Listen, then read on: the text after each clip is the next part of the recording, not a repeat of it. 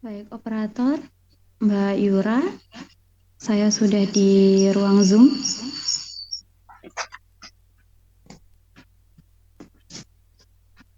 tapi melihat peserta sepertinya belum banyak yang login. Bagaimana?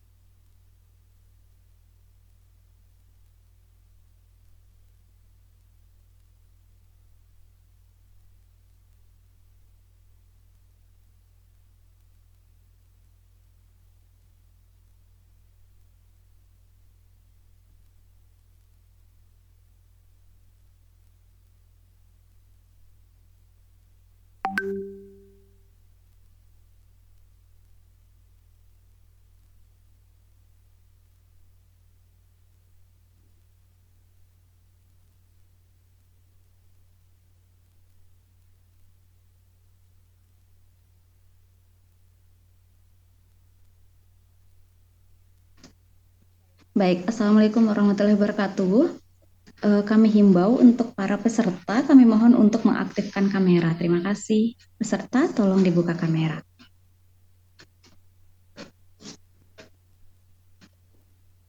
Baik, Bapak Ibu, kami mohon untuk membuka kamera karena kami ingin ada komunikasi terarah bagi kami.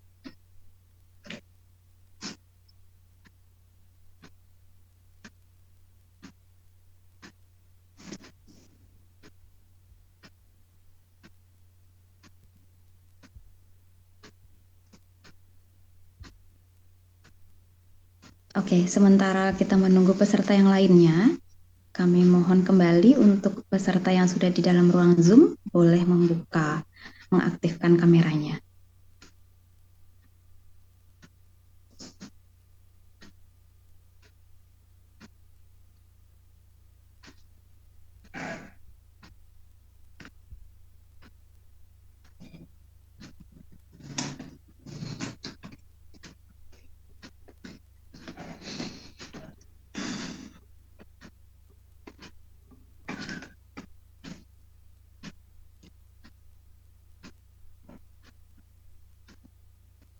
Baik, sekali lagi kami mohon untuk para peserta boleh membuka kamera.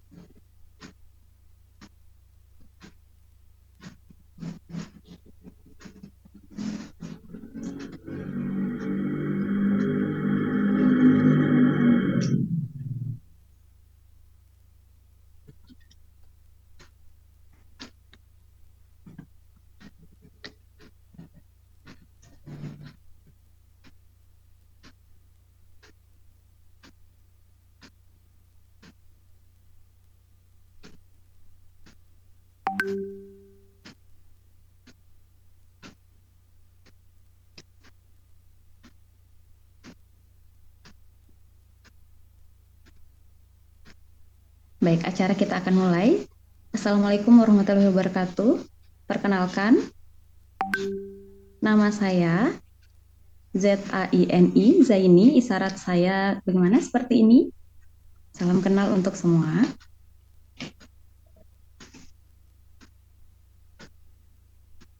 Oke, sambil menunggu peserta yang lain, tidak apa-apa karena waktu, mohon maaf kami tidak bisa mengulur waktu lagi karena kami akan segera memulai acara.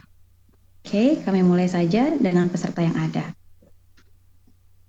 Oke, untuk sekarang orientasi akan dipresentasikan oleh koordinator. Pada koordinator, apa sudah hadir? Silakan koordinator.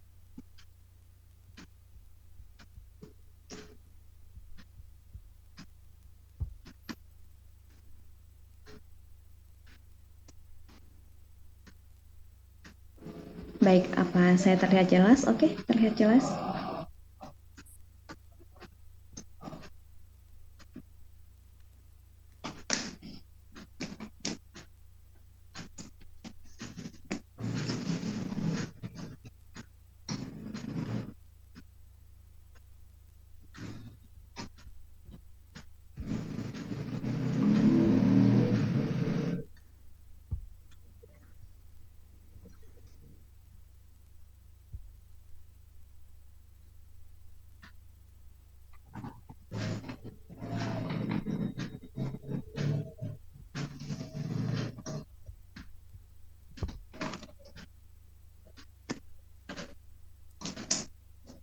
Baik.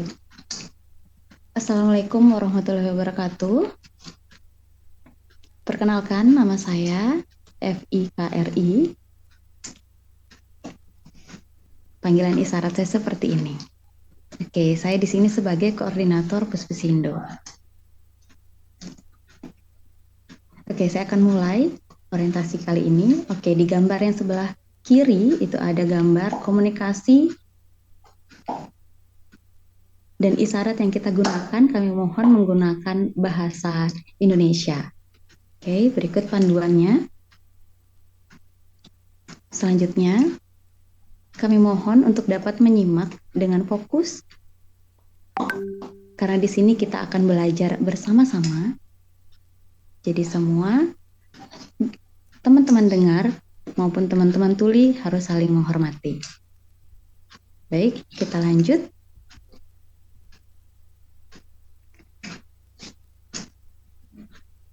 Oke, kali ini kita akan membahas tentang perkenalan bahasa isyarat Indonesia. Oke, yang saya presentasikan kali ini merupakan hasil karya dari tim Pusat Bahasa Isyarat Indonesia. Di sana ada terdapat dua logo. Yang pertama adalah logo Puspisindo, yang kedua adalah logo Gerkatin.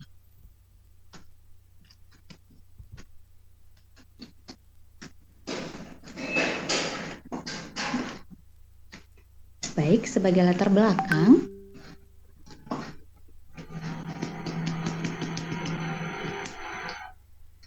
oke, kami mulai dengan Gerkatin. Gerkatin merupakan kepanjangan dari Gerakan untuk Kesejahteraan Tunarungu, yang dimana dideklarasikan pada tanggal 23 Februari tahun 1981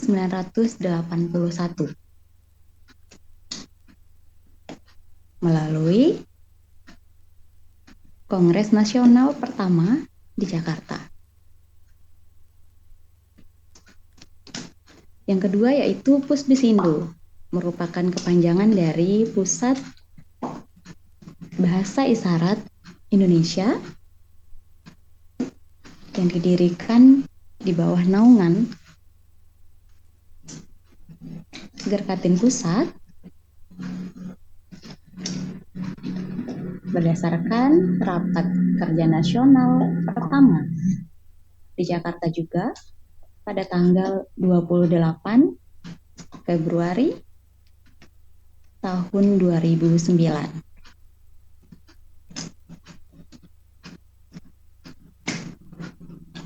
Dan telah disahkan oleh Kementerian Hukum pada tahun 2010.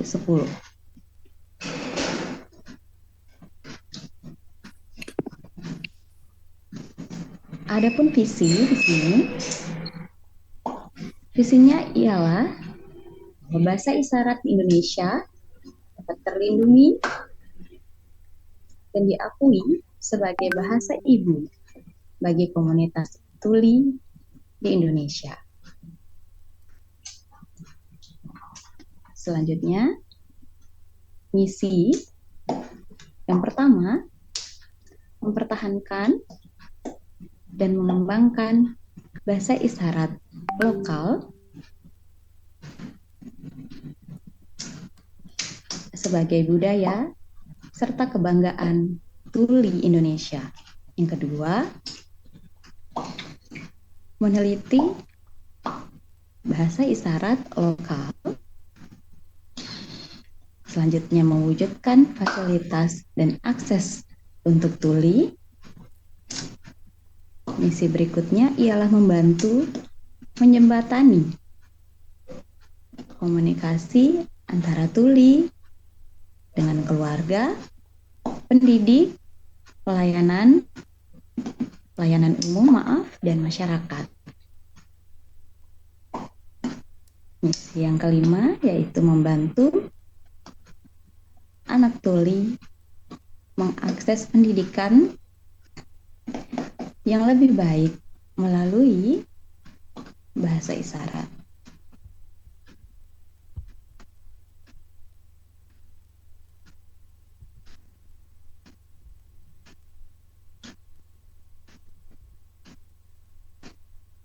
Baik, selanjutnya Bisindo.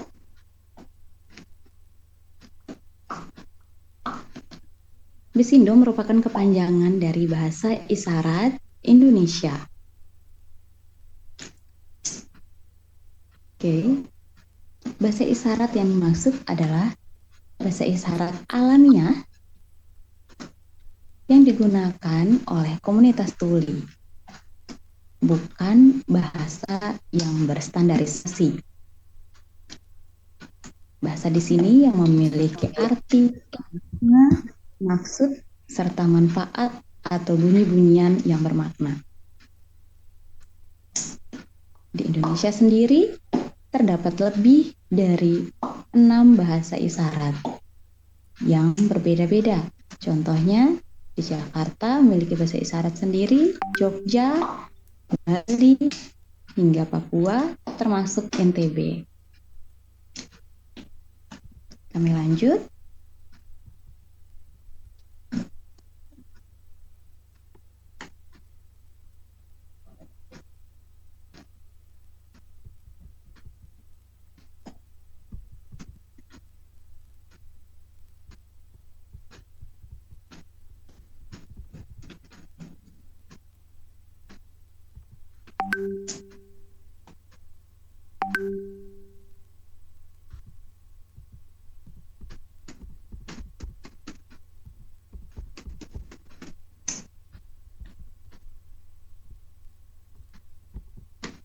Mohon maaf, kami terkendala teknis.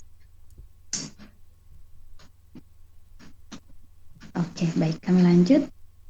Adapun miskonsepsi yang terdapat pada bahasa isyarat. Sebelumnya,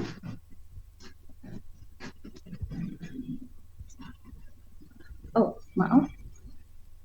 Oke, saya lanjut. Sebelumnya, bahasa isyarat dianggap universal. Apakah iya? Teman-teman tuli. Saya ulangi.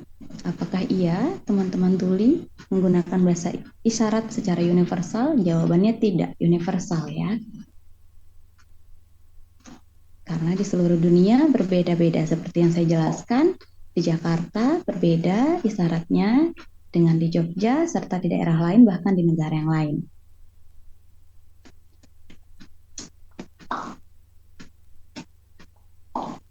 Baik, bahasa isyarat merupakan bahasa yang ikonis. Nah, contohnya yang bukan ikonis misalkan kata kalau atau kata menjelaskan. Biasanya sama seperti teman-teman dengar, bahasa isyarat menggunakan onomatopeia. Ya, misalkan, kenapa dinamakan toke? Nah, karena bunyinya toke begitu. Teman-teman dengar biasanya menggunakan hal-hal yang membantu seperti itu. Nah, kalaupun teman-teman tuli menggunakan kata-kata itu sesuai penggunaannya. Seperti kentut misalkan isyaratnya langsung seperti ini. Seperti itu ya. Yang ketiga, bahasa isyarat sendiri tidak memiliki tata bahasa. Tidak memiliki tata bahasa. Contohnya, misalkan dalam bahasa Indonesia ada kalimat mengatakan saya makan pisang. Pisangnya dimakan nggak ya? Oke, contoh yang lain. Di bahasa Inggris, saya makan pisang. Tapi pisangnya tidak dimakan. Selanjutnya, di bahasa isyarat kan misalkan. Di bahasa isyarat Jakarta atau di NTB deh. Katanya jadi seperti ini. Saya pisang makan. Pisangnya dimakan nggak? Pisangnya beneran dimakan. Seperti itu ya. Jadi tidak ada tata bahasa. Kami bisa lanjut?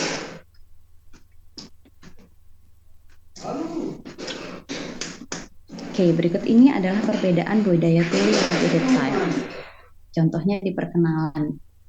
Caranya berbeda. Caranya memanggil orang itu juga berbeda.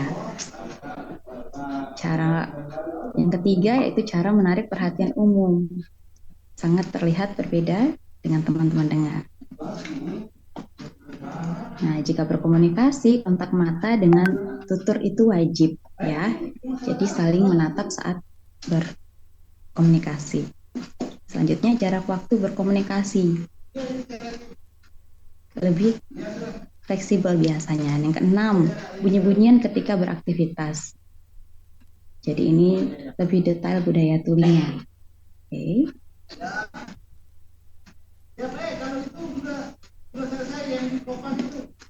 Nah, teman-teman kalau sudah mahir nih dalam berbahasa isyarat, itu dapat mengembangkan otak kiri dan kanannya. Selanjutnya, bisa juga menjadi juru bahasa isyarat. Selanjutnya, bisa lebih berekspresi, karena kalau sudah terbiasa berisyarat, artinya biasa berekspresi. Selanjutnya, bisa latihan sebagai presenter, public relation, karena bisa berekspresi tadi.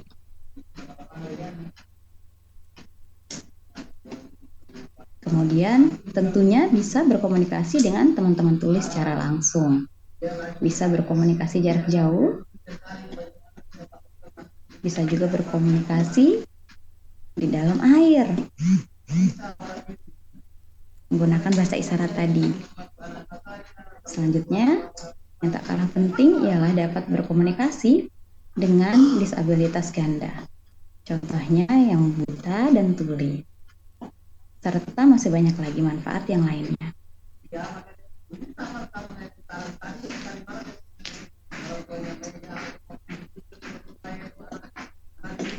Oke, untuk kami informasikan yang saat ini yang kami butuhkan adalah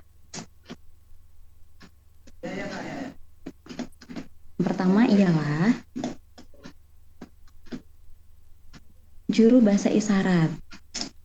Oke, lebih spesifik lagi di bidang kesehatan, pendidikan, peradilan, pekerjaan, dan lain sebagainya.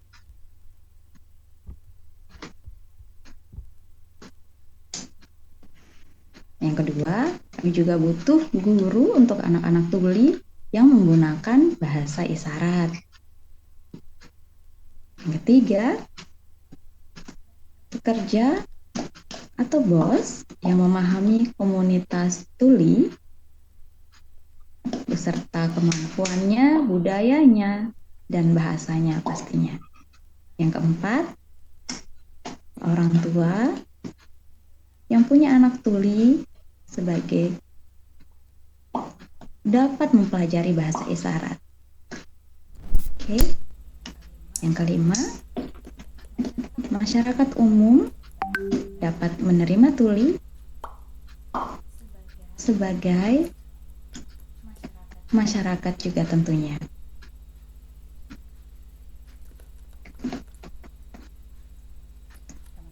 Teman-teman dapat mengerti dan mendukung teman-teman tuli untuk mendapatkan hak dan kewajiban yang setara.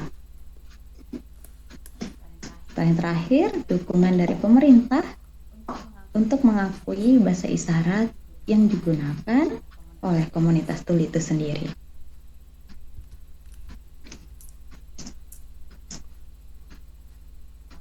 Oke, berikut kita masuk dalam pengenalan kelas bahasa isyarat ya.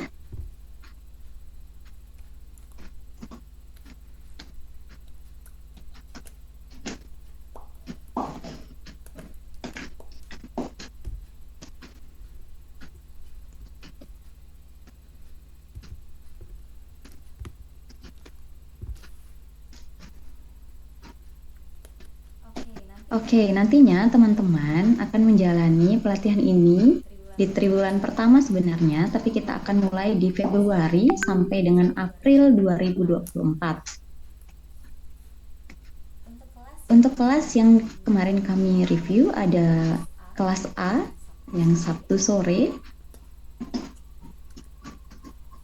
Oke.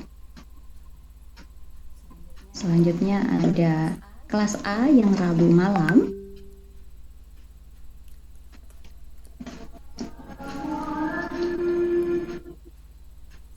Serta kelas B yang nantinya akan disepakati Senin atau Jumat sore. Total pertemuan nanti ada 10 kali pertemuan. Setelah 10 kali pertemuan, ada pertemuan ke-11 yaitu untuk ujian. Untuk pengumuman hasil kelulusan serta penerimaan sertifikat, sertifikatnya akan diterima perkiraan pada bulan Mei. Untuk tempatnya kita di GLCI kelas Madani ya.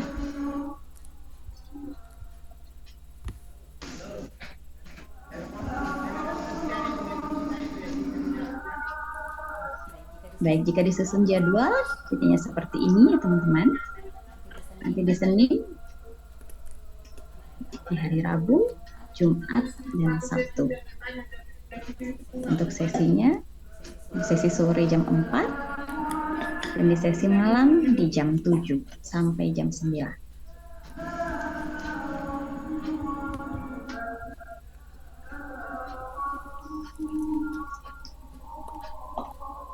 Baik, kami informasikan kembali untuk pembayaran kelas bahasa isyarat.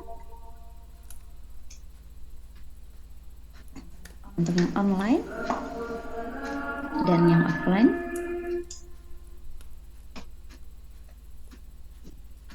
Untuk yang online sebesar 310, sedangkan yang offline 360.000.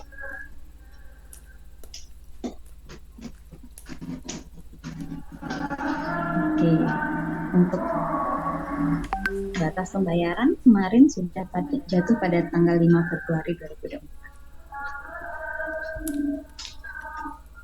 Alhamdulillahnya untuk semua peserta yang hadir saat ini sudah melakukan pembayaran secara lunas semua.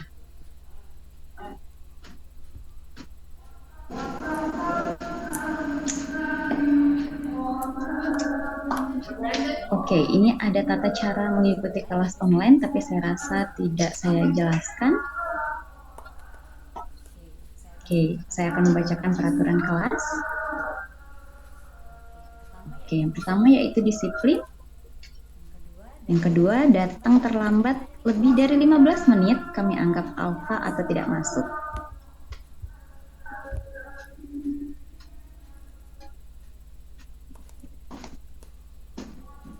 Kami ulang, jika lebih dari 15 menit, kami anggap tidak masuk. Oke, yang ketiga, menghormati budaya tuli dan guru tuli yang sedang mengajar. Keempat, memberitahu guru jika tidak bisa datang.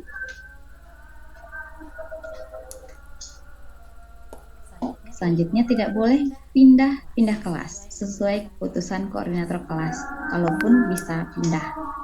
Oke. Selanjutnya lebih dari 2 kali absen tanpa alasan tidak dapat mengikuti ujian. Selanjutnya mengikuti peraturan kelas, itu yang paling wajib. Baik, sekian presentasi saya. Salam kenal untuk semua, salam bergabung di Wisindo NTB. Jika ada pertanyaan, boleh. Terima kasih. Sampai jumpa di kelas.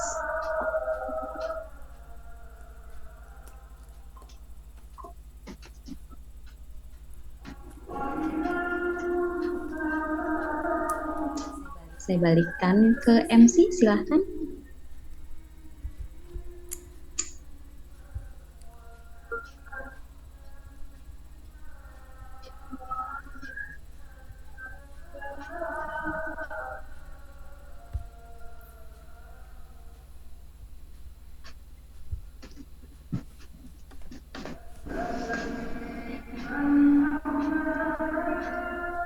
Baik, karena MC tidak merespon, saya izin mengambil alih. Jika Bapak Ibu ada pertanyaan, boleh langsung angkat tangan atau menggunakan raise hand yang ada pada aplikasi Zoom. Oh, baik, MC sudah kembali. Oke, Bapak Ibu sudah memahami?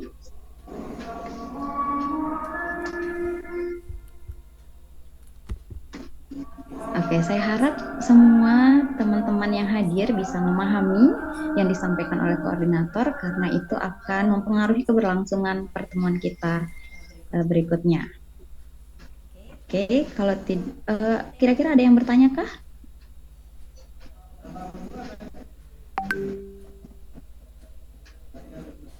Oke, kami mohon maaf karena waktu kami terbatas. Jika memang tidak ada yang bertanya, kami akan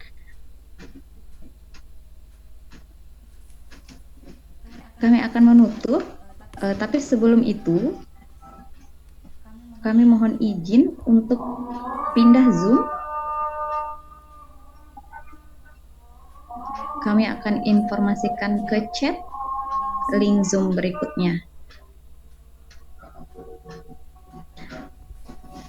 Oke, sembari menunggu, Bapak Ibu boleh keluar dari Zoom, nanti link Zoom berikutnya akan kami informasikan ke grup. Terima kasih.